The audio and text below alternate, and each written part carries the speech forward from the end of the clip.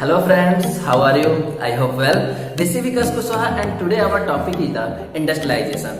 In this topic, in this video, we will discuss about the how industrialization came and how it was completely affected the whole world.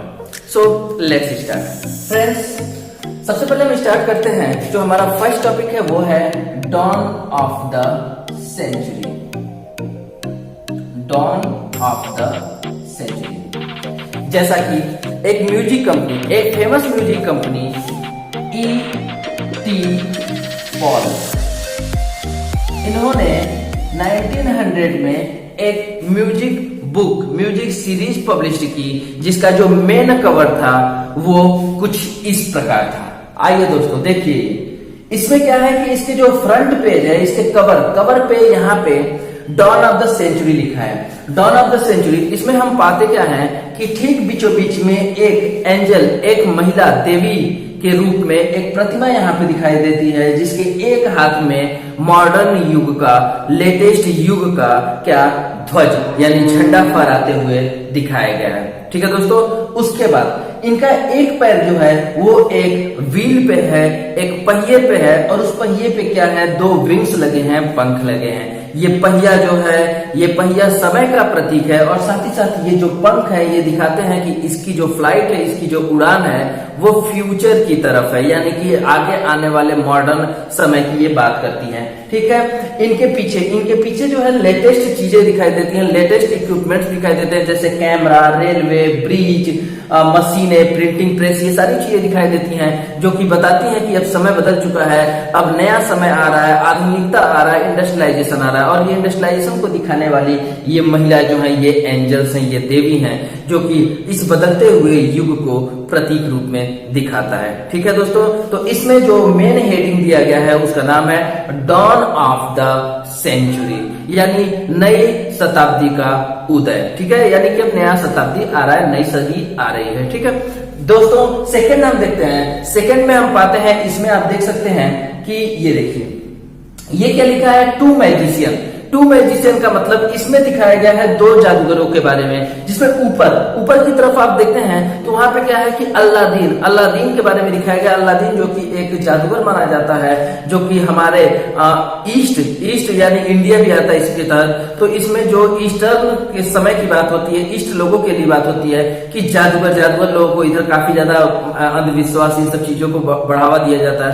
तो इसके लिए बताया जाता है कि ये जो अल्लादीन है, इनके हाथों में एक क्या है, चिराग है, और ये इस चिराग को रब करते हुए, देखिए पीछे आप देख सकते हैं कि बिल्डिंग बने हुए हैं, यानी एक बड़ा सा महल तैयार करता है ये अल्लादीन। और वहीं उसके नीचे एक दूसरा जादूगर है, जो और कोई नहीं है बल्कि मैकेनिक है, एक पढ़ा लिखा इंजीनियर है। इसके हाथों में इसके औजार हैं, और इस औजारों के बलबूते पे इसके पीछे देखिए ये ब्रिज है, रेलवे है, और बड़े बड़े बिल्डिंग्स हैं, ये सारी चीजें हैं, मशीनें हैं। जो दिखाया गया है कि ये मैकेनिक जो है ये कोई जादूगर नहीं है, बल्कि ये अपने मशीनों के बलबूते पे इसने क्या क्या निर्माण कर दिया। ठीक है दोस्तों, ये ऊपर वाला जो फिगर है ये आपको दिखाता है, ये पुराने समय की बात करता है, ये पश्चिमी दुनिया की बात करता है, और पूर्वी दुनिया की बात करता है। और यही जो नीचे वाला जो फिगर है ये क्या बताता है, ये लेटेस्ट यानी मॉडर्न टेक्नोलॉजी की बात करता है, और ये पश्चिमी दुनिया यानी यूरोपीय लोगों की बात करता है। ठीक है, तो इन दोनों के थ्रू हम क्या देखते हैं, पहला डॉन ऑफ द सेंचुरी और दूसरा टू मैजिशियन।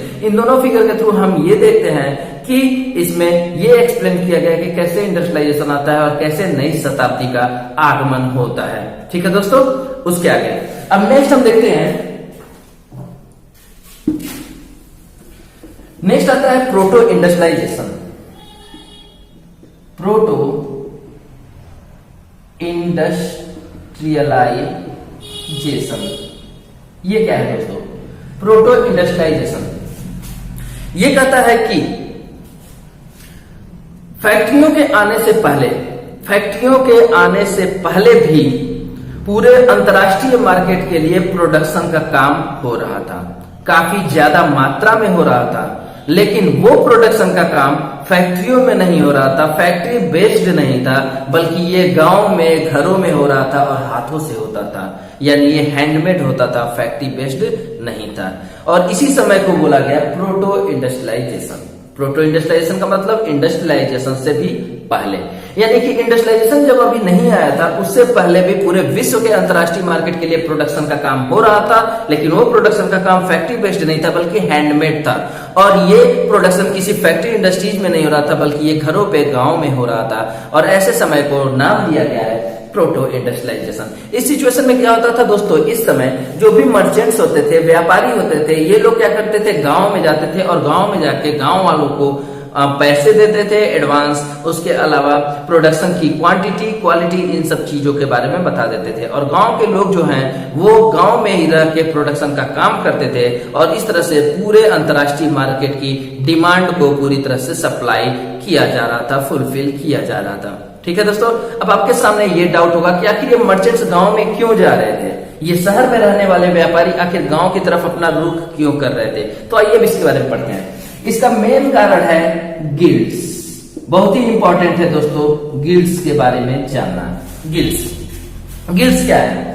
गिल्ड्स दोस्तों ये क्या है कि शहरों में मर्चेंट्स जितने भी व्यापारी थे, इन व्यापारी लोगों का अपना एक एसोसिएशन था। मर्चेंट्स लोगों का एक एसोसिएशन था। इनका मुख्य उद्देश्य क्या था, इनका मुख्य काम क्या था? इस गिल्ड्स की बात करते हैं तो इनका जो मेन काम था वो था कि शहर में जो भी व्यापार हो रहा है, जो भी ट्रेड हो रहा है, उन ट्रेड को नियंत्रित करना, कंट्रोल द ट्रेड जो भी व्यापार हो रहा है उसको कंट्रोल करना। दूसरा, जो वहां पे कंपटीशन बन रहा है, जो भी वहां पे कंपटीशन हो रहा है, कंपटीशन को मेंटेन करना और इनकी देखरेख करना। कंपटीशन को मेंटेन करना, इनकी देखरेख करना।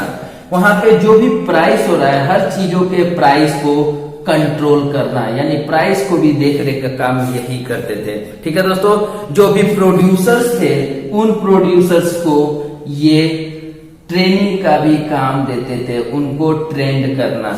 ठीक है, और इनके अलावा जो इनका सबसे मुख्य काम था वो था कि रोकना, टू ऑब्स्टेन द न्यू मर्चेंट्स, नए मर्चेंट्स को शहरों में आके व्यापार करने से रोकना।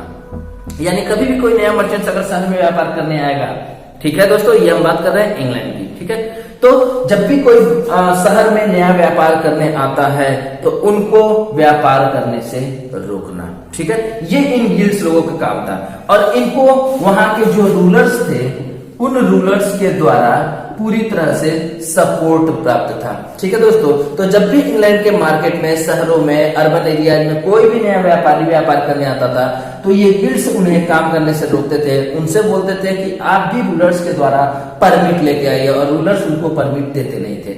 रूलर्स ने इन गिल्ड्स को पूरी तरह से क्या दे दिया है, एकाधिकार दे दिया है, मोनोपोली दे दिया है। मोनोपोली मतलब एकाधिकार, यानी यहाँ पे सिर्फ इन्हीं का शासन होगा और किसी का नहीं होगा। ऐसे सिचुएशन में ये व्यापारी बेचारे क्या करें, तो ऐसे में जितने भी नए मर्चेंट्स थे ये लोग गांव की तरफ रुख करना स्टार्ट कर चुके थे। ठीक है, ये गांव में जाते थे और किसानों को एडवांस पैसे देते थे और वो बेचारे इनका काम गांव में ही करते थे, घरों पे ही करते थे। फिर ये लास्ट में जाके जो नए मर्चेंट्स थे ये गांव में उन किसानों से सारा काम कलेक्ट कर लेते थे और ले जाके इंटरनेशनल मार्केट में उसको बेचते थे। अब सेकंड क्वेश्चन आता है, फिर गांव के लोग भी मर्चेंट्स के काम करने के लिए तैयार कैसे हो गए? आपको मन में ये डाउट जरूर होगा कि भाई अगर ये जाते हैं, जो नए मर्चेंट्स हैं जिनको ये रोक देते हैं, तो ऐसे में ये नए मर्चेंट्स गांव में जाते हैं, एडवांस देते हैं, तो गांव के किसान क्यों तैयार हो जाते हैं? तो आइए दोस्तों इसकी तरफ चलते हैं। क्लास 9th में आपने एक टॉपिक पढ़ा था, वो था इनक्लोजर सिस्टम। इंग्लैंड में इनक्लोजर सिस्टम आया था, क्लास 9th में आप लोगों ने पढ़ा है। उसमें क्या है कि जैसा कि हमने देखा कि एक कॉमन लैंड हुआ करता था, कॉमन लैंड। इस कॉमन लैंड में क्या था कि सारे जो गांव वाले थे, जो गरीब लोग थे, वो लोग इसी में, इस कॉमन लैंड में ही क्या करते थे, फल फूल, लकड़ियां, चारा, ये सब कुछ बटोरते थे और थोड़े बहुत खेती भी करते थे। लेकिन बाद में जैसे जैसे गेहूं का डिमांड इंटरनेशनल मार्केट में होने लगा और उसके अलावा ऊन का भी डिमांड होने लगा, तो ऐसे सिचुएशन में धीरे धीरे करके इस कॉमन लैंड को इंक्लोजर सिस्टम होने लगा। बड़े बड़े व्यापारी, बड़े बड़े जमींदार इसको इंक्लोजर करने लगे, इसको बाड़ेबंदी करने लगे और इसको हथियाना शुरू कर दिया। ऐसे सिचुएशन में ये जो गरीब किसान है, गरीब लोग हैं, इनके पास अब कुछ नहीं रह गया। नाम मात्र के लिए छोटा मोटा कुछ खेत का टुकड़ा था, उससे इनके पूरे परिवार का भरण पोषण नहीं हो सकता था। ठीक, तो ऐसे सिचुएशन में जब ये नए मर्चेंट्स शहरों से आते हैं, जब ये नए मर्चेंट्स जिनको गिल्ड्स ने रोका था, अब ये शहरों से आते हैं, तो ऐसे सिचुएशन में ये आके इन किसानों को एडवांस पैसे देते हैं। अब ये किसान बेचारे जिनके पास कोई ऑप्शन नहीं था, ये लोग तैयार हो जाते हैं, ये एडवांस पैसे पाते हैं और उसके बाद इन्हें काम की क्वालिटी, क्वांटिटी, इन सारी चीजों के बारे में बता दिया जाता है इन मर्चेंट्स के द्वारा। अब ऐसे में ये किसान तैयार हो जाते हैं। इसके बहुत सारे फायदे हैं। फायदे क्या क्या हैं? पहला यह है कि इन किसानों को अब काम के लिए शहरों में जाने की कोई जरूरत नहीं थी। यानी अगर ये टाउन में जाते थे काम करने के लिए या सोचते तो अब इसकी कोई जरूरत नहीं थी। अब ये गांव में रह के अपना प्रोडक्शन का काम कर सकते थे। दूसरा, इनके लिए अब कोई भी टाइम का बाउंडेशन नहीं था। टाइम बाउंडेशन नहीं था। ये मन करे दिन में करे, मन करे रात में करे, जब भी करे काम इन्हें पूरा करना है, बस काम का टाइम दे दिया जाता था, यानी टाइम बाउंडेशन नहीं था। तीसरा, ये गांव में रह के इस प्रोडक्शन के काम के साथ साथ अपना खेती, यानी ये प्रोडक्शन के काम के साथ साथ अपना एग्रीकल्चर यानी फार्मिंग का, छोटे मोटे जो प्लाट थे उसमें फार्मिंग का काम भी कर सकते थे। चौथा, साथ ही साथ इस काम में ये अपने पूरे फैमिली को भी इन्वॉल्व कर सकते थे, परिवार को भी ये लोग इस काम में इन्वॉल्व कर सकते थे। ठीक है दोस्तों, तो ये हम देखते हैं कि गांव के किसानों को इतना ज्यादा फायदा था और इसके लिए ये लोग पूरी तरह से ये मर्चेंट्स का काम करने के लिए ये लोग तैयार हो गए। अब इस तरह से ये मर्चेंट्स आते थे, इन्हें देते थे काम, और इस तरह से हम पाते क्या है कि गांव में और शहरों के बीच में एक बहुत ही अच्छा सा कॉम्बिनेशन बन गया। इन लोगों के बीच में एक तरह का जुड़, मतलब इन लोगों के बीच में एक तरह का जोड़ बन गया।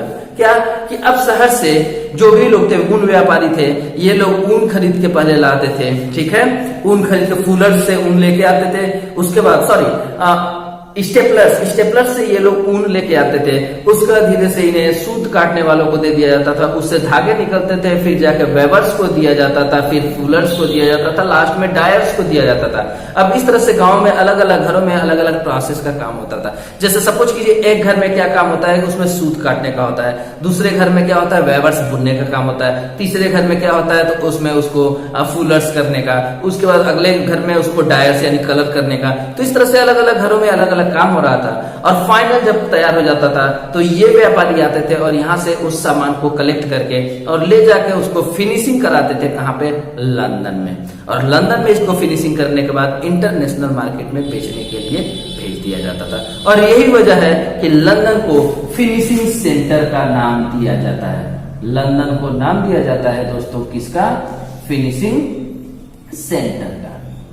ठीक है, तो फाइनल इसे अंतरराष्ट्रीय मार्केट में बेचने के लिए भेज दिया जाता है। ठीक है, इस तरह से क्या है कि एक मर्चेंट्स के अंडर में हर प्रोसेस के लिए हर अलग अलग स्टेज पे 20 से 25 मजदूर हमेशा काम करते थे। यानी ओवरऑल अगर हम मिला दें सारे स्टेप्स को मिला के तो एक मर्चेंट्स के अंडर में सैकड़ों मजदूर काम करते थे। और इस तरह से ये प्रोडक्शन का काम हो तो रहा था, लेकिन ये किसी फैक्ट्री में, इंडस्ट्री में नहीं, बल्कि गांव के घरों में और हाथों से होता था। इसी प्रोटो इंडस्ट्रियलाइजेशन के बारे में दोस्तों हम बात कर रहे थे। ठीक है दोस्तों, अब आगे हम बात करते हैं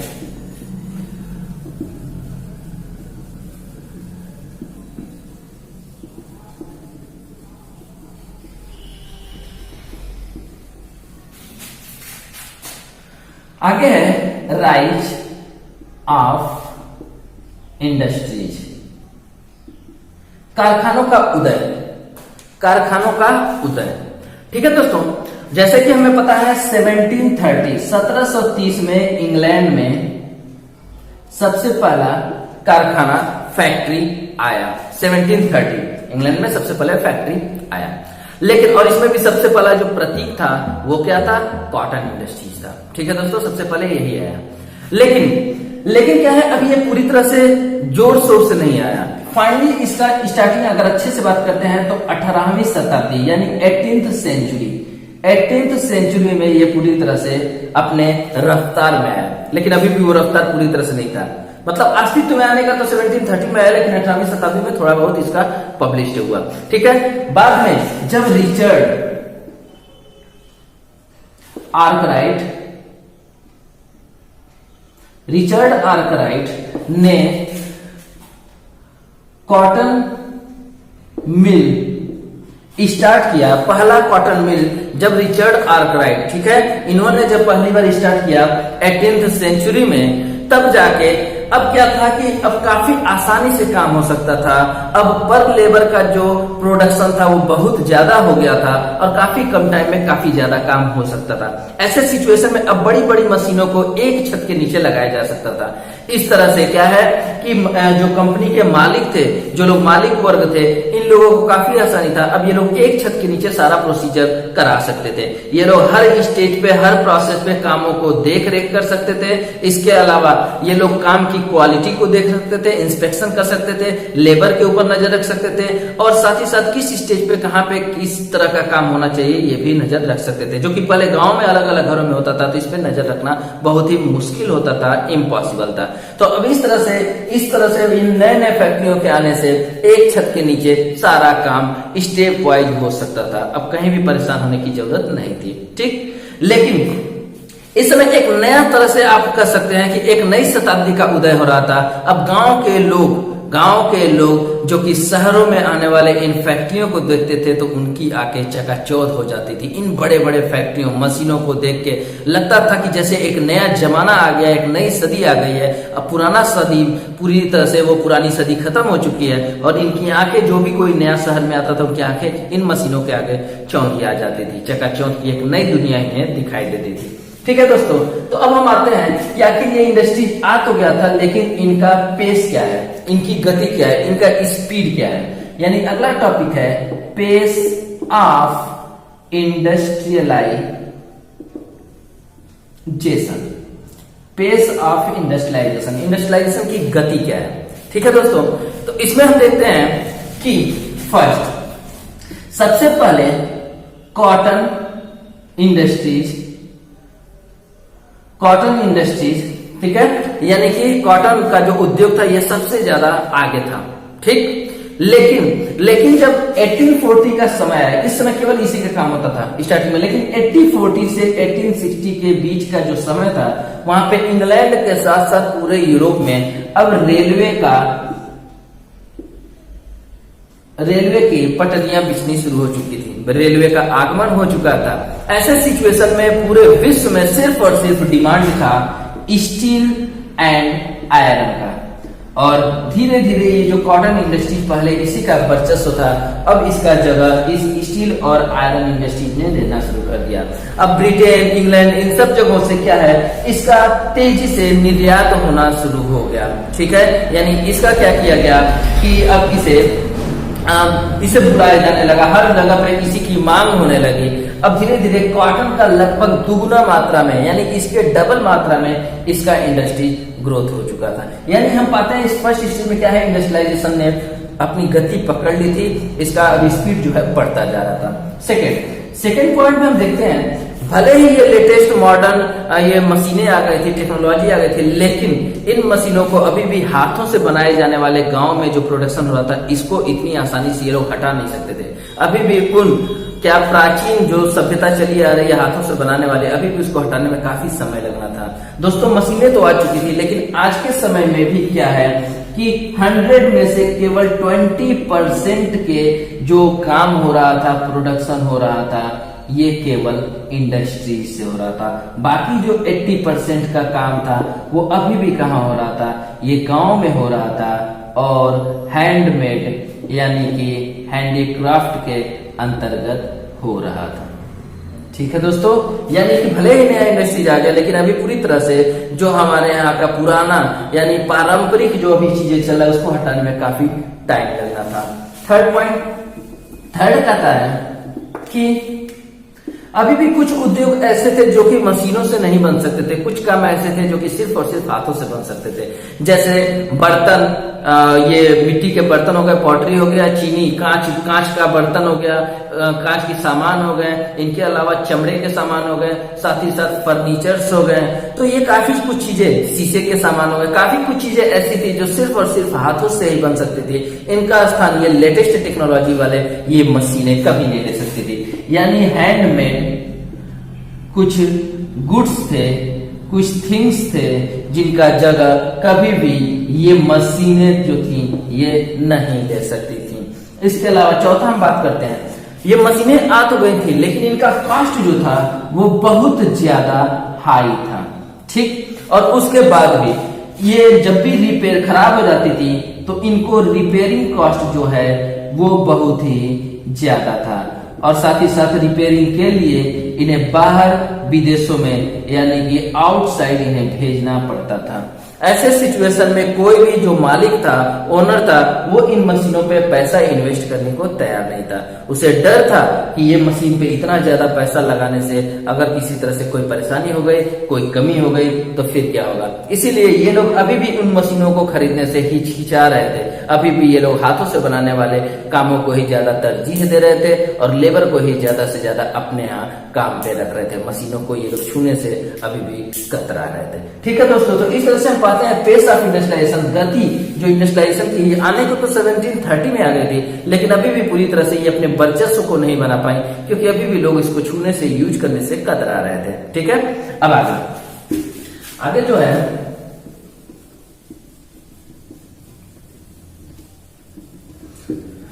इस चीजों का आप अंदाजा ऐसे ही इस तरह से लगा सकते हैं कि जेम्स वाट इन्होंने न्यूकोमेन द्वारा बनाई हुई स्टीम इंजन किसने बनाया था? न्यूकोमेन ने। लेकिन जेम्स वाट ने इसको पूरी तरह से संशोधित करके और इसको अपने नाम पेटेंट करा लिया। कब कराया अपने नाम पेटेंट? 1871 में। ठीक है दोस्तों, तो स्टीम इंजन की खोज 1871 में जेम्स वाट के द्वारा की गई माना जाता है। बनाया इन्होंने था लेकिन पेटेंट इन्होंने कराया। ठीक है, इसको पूरी तरह से मतलब उसमें जो भी संशोधित करना था वो करने के बाद फाइनली 1871 में बंद तो गया, लेकिन अगले कुछ सालों तक इसका कोई खरीदार नहीं मिला। ठीक है दोस्तों, ये चीज आ चुका था लेकिन इसको खरीदने वाला कोई भी तैयार नहीं था। आप इससे अनुमान लगा सकते हैं कि लगभग क्या है कि 19th सेंचुरी के स्टार्टिंग तक केवल 321 केवल 321 जो स्टीम इंजन है ये इंग्लैंड में थे। यानी बनने को तो बन चुका था लेकिन अगले 30 सालों तक कोई भी इसका खरीदार नहीं था। इंग्लैंड में, पूरे इंग्लैंड में केवल 321 स्टीम इंजन ही थे। ये क्या बताता है? ये बताता है कि लोग इन मशीनों को छूने से कितना कतरा रहे हैं। एक्चुअली क्या है कि जितना मशीनों के बारे में व्याख्या किया गया था, जितने इसके बारे में तारीफ की गई थी उतना था नहीं। ठीक है, इन मशीनों में काफी ज्यादा ये रिपेयरिंग का मुद्दा आता था और दूसरी बात थी कि रिपेयरिंग यहाँ नहीं होता था, इसके लिए फिर इसे बाहर ले जाना पड़ता था और इसका कॉस्ट जो था बहुत ही हाई था। इसीलिए लोग इसको छूने से काफी ज्यादा कतरा रहे थे। ठीक है दोस्तों, तो ये बताता है कि इंडस्ट्रियलाइजेशन आ तो गया था लेकिन अभी भी इसकी रफ्तार जो है वो बहुत ही धीमी थी। जैसा कि हमें पता है कि इंग्लैंड में मजदूरों की कोई कमी नहीं थी, मजदूरों की संख्या बहुत ज्यादा थी। जैसे कि हमें पता है कि पॉपुलेशन काफी तेजी से बढ़ रहा था। ऐसे में मजदूर लोग जो हैं ये शहरों में आते थे काम की तलाश में। बहुत ज्यादा मजदूरों की संख्या होती थी और आपको पता है कि जब भी मजदूरों की संख्या ज्यादा होगी इनके जो वेज होंगे, सैलरी होंगे वो काफी लो होते जाएंगे। ऐसे में जो मालिक वर्ग थे इन लोगों को क्या है कि कम दाम पे आसानी से लेबर उपलब्ध थे, तो फिर ये बड़े उन कॉस्टली मशीनों को क्यों टच करें। इसीलिए वो उन मशीनों को ज्यादा टच नहीं करते थे, उसको ज्यादा तरजीह नहीं देते थे। ये इन मजदूरों को अपने पास रिक्रूट करते थे। और दूसरा इनके पास एक और चीज सुविधा थी क्या कि जब सीजनल वर्क, कुछ फैक्ट्री में काम ऐसे होते हैं जो सीजनल होते हैं, तो यानी जब सीजन में जरूरत होती थी तो ये मजदूरों को रिक्रूट करते थे और जिस सीजन में जरूरत नहीं होती थी इनको ये निकाल देते थे। ठीक है, ऐसे में मजदूरों के सामने परेशानी होती थी लेकिन इन मालिक जो लोग हैं इनके सामने काफी ज्यादा सुविधा होता था। और मशीन एक बार उतना कॉस्टली खरीदने के बाद रिपेयरिंग कॉस्ट, उसके बाद उसको बाहर ले जाना काफी परेशानी होता था। ठीक है दोस्तों, इस सब के अलावा कुछ काम ऐसे थे, कुछ जैसे कि अगर हम बात करते हैं सीजनल वर्क का, जैसे कि गैस वर्क हो गया, इसके अलावा जहाजों की मरम्मत हो गई, ये सब काम ठंडी के समय में ही होते थे। इनके अलावा जब क्रिसमस का टाइम आता था तो प्रिंटर्स, बाइंडर्स, इन सब चीजों के लिए भी मजदूरों की काफी जरूरत होती थी। तो उस समय बहुत ज्यादा मात्रा में मजदूरों को रिक्रूट किया जाता था और जैसे ही ठंडी का सीजन खत्म होता था इनको काम से निकाल दिया जाता था। ऐसे में मजदूरों के सामने फिर जीविका के लिए काफी ज्यादा दिक्कत का सामना करना पड़ता था। जो मालिक वर्ग थे ये लोग अभी भी काफी ज्यादा खुश थे।